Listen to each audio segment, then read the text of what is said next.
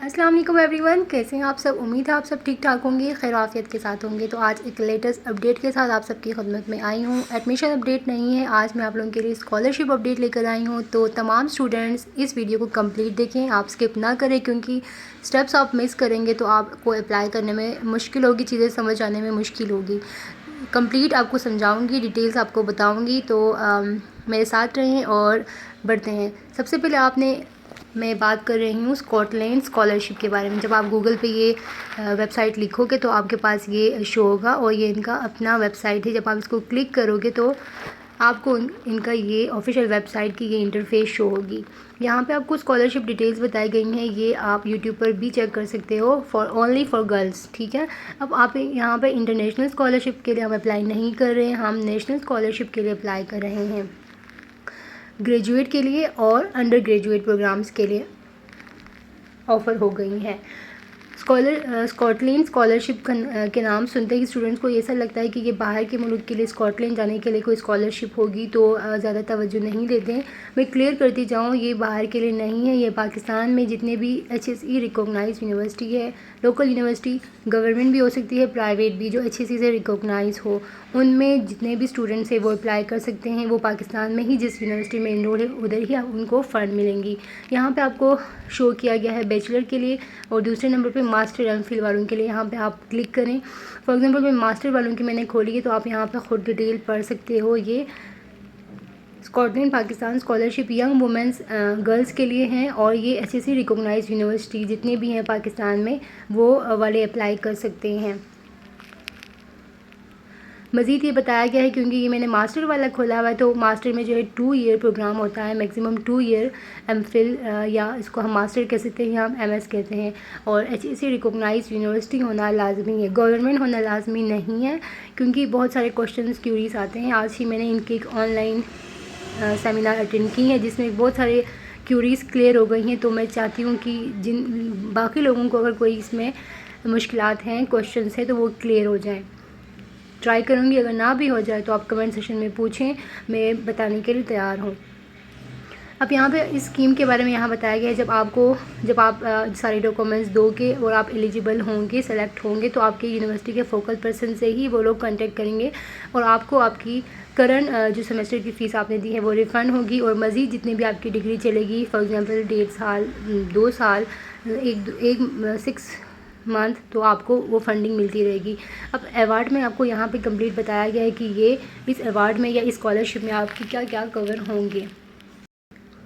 यहाँ पे आपको बताया गया है आपकी ट्यूशन फ़ीस, जिन कोर्सेज़ में आपको कोर्सेज़ में बताऊँगी, साथ में आपकी यूनिवर्सिटी हॉस्टल है तो उसकी कॉस्ट, और आपको travel from home to university 2 times a year अगर वो हॉस्टल में रहते हैं तो। अब सब्जेक्ट एरिया बहुत ज़रूरी है। अगर आप इन्हीं सब्जेक्ट में फॉल कर रहे हैं, या आप इन्हीं सब्जेक्ट में बैचलर या आप मास्टर कर रहे हैं, तो आप अप्लाई करें, अदरवाइज़ आप एलिजिबल नहीं है। Education, sustainable energy, food security and agriculture, health science and stem full form क्या है, science, technology, engineering and mathematics वाले अप्लाई कर सकते हैं। एलिजिबिलिटी क्राइटेरिया भी यहाँ पे बताया गया है, only females are applicable to apply, और पाकिस्तानी नेशनल आपकी होना लाजमी है।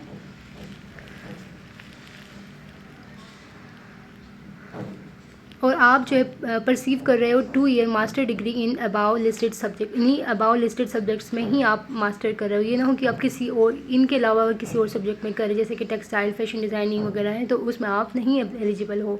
और आपके पास कंफर्म एडमिशन ऑफर लेटर होना चाहिए HSE रिकॉग्नाइज यूनिवर्सिटी से। ये नहीं कि आप एडमिशन लेने का सोच रहे हैं अभी मास्टर में, लेकिन आप स्कॉलरशिप के लिए अप्लाई करो, ऐसा एलिजिबल नहीं है। हाँ, अगर आप करंटली भी इनरोल हो गए हैं, आपका फर्स्ट सेमेस्टर चल रहा है, तो आप अप्लाई कर सकते हैं। अप्लाई करने के लिए आपको यहाँ पे गिवन है, यहाँ पे आप क्लिक हेयर पे आप अप्लाई क्लिक कर सकते हो। साथ ही आपको डेडलाइन बताती जाऊँ, बहुत करीब है, 15 सितंबर है 2023।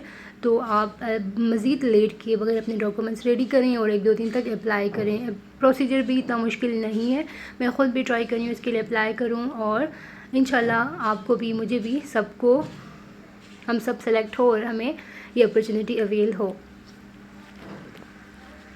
इनकी फॉर एग्ज़ाम्पल आपको कोई क्वेश्चंस मज़ीद क्लियर नहीं होती तो इन्होंने अपनी वेबसाइट दी हैं, अपनी जीमेल दी है, साथ में अपना नंबर दिया है। वहाँ पे कांटेक्ट करके आप कोई भी क्यूरीज हो इनसे पूछ सकते हैं। ये लोग बहुत पोलाइट और लीनियंट लोग हैं, आपको आंसर देंगे।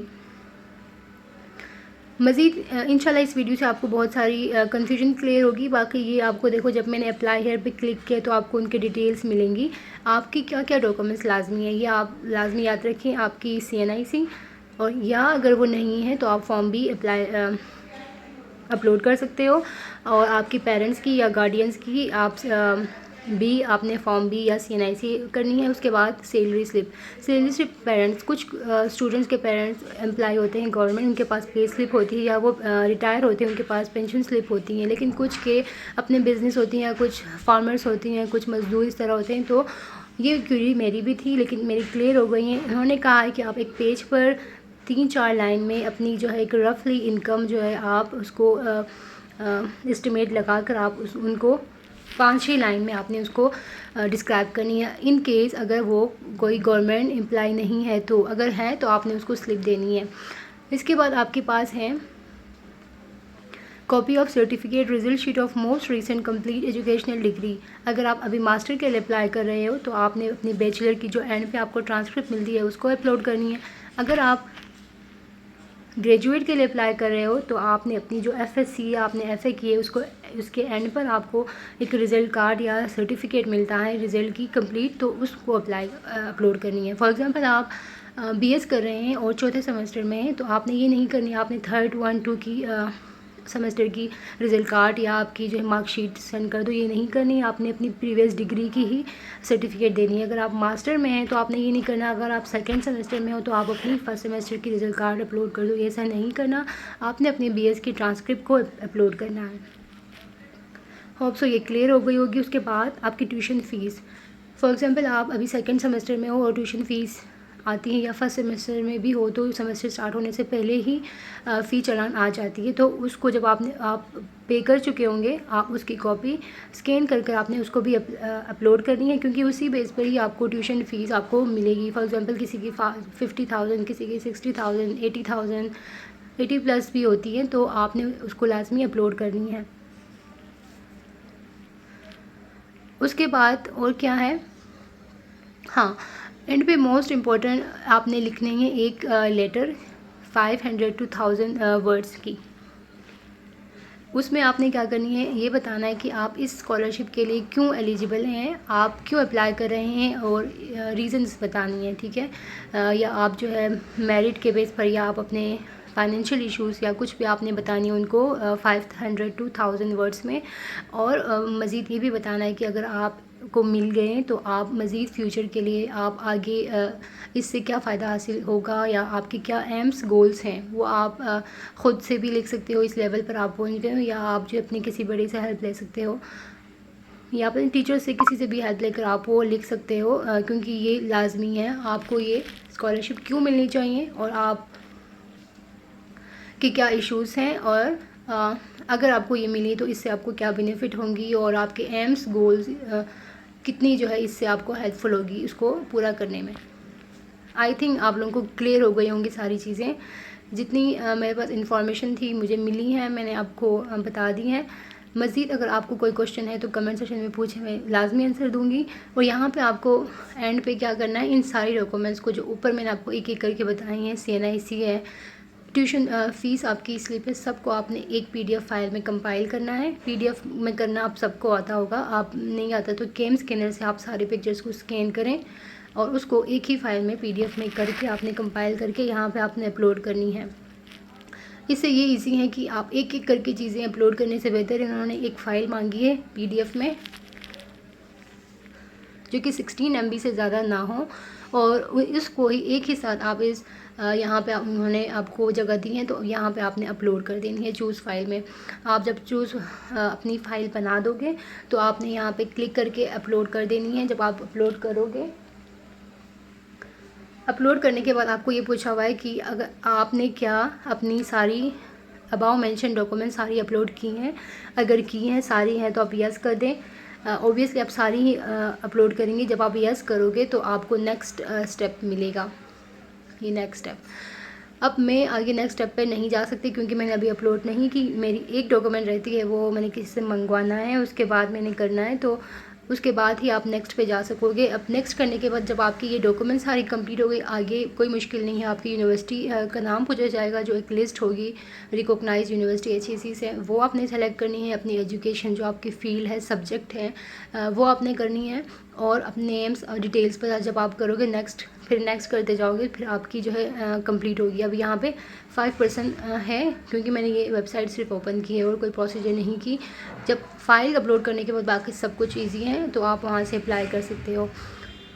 होप सो आपको ये वीडियो यूज़फुल रही होगी। अगर आपने स्किप नहीं की है तो आपको कंप्लीट समझ आई होगी। फिर भी नहीं आई किसी को तो आप कमेंट सेक्शन में ज़रूर क्वेश्चन पूछें, आपके लिए मैं आंसर देने के लिए अवेलेबल हूँ।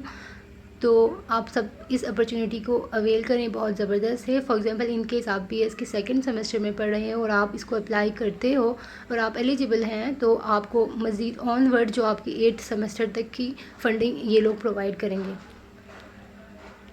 अगर मास्टर वाले कोई फर्स्ट सेमेस्टर वाले अप्लाई कर रहे हैं या सेकंड वाले, तो उनकी 1.5 साल की या पूरे 2 इयर्स की आपको फंडिंग ये लोग प्रोवाइड करेंगे इंशाल्लाह। तो मैं भी ट्राई कर रही हूँ, अप्लाई करूँ और करूँगी। आप लोग मेरे लिए दुआ करें, मैं आप लोगों के लिए दुआ करूँगी, और इंशाल्लाह इस तरह सब ब्राइट फ्यूचर के लिए तैयार होंगे। तो अंटिल नेक्स्ट, अल्लाह हाफिज़ एंड टेक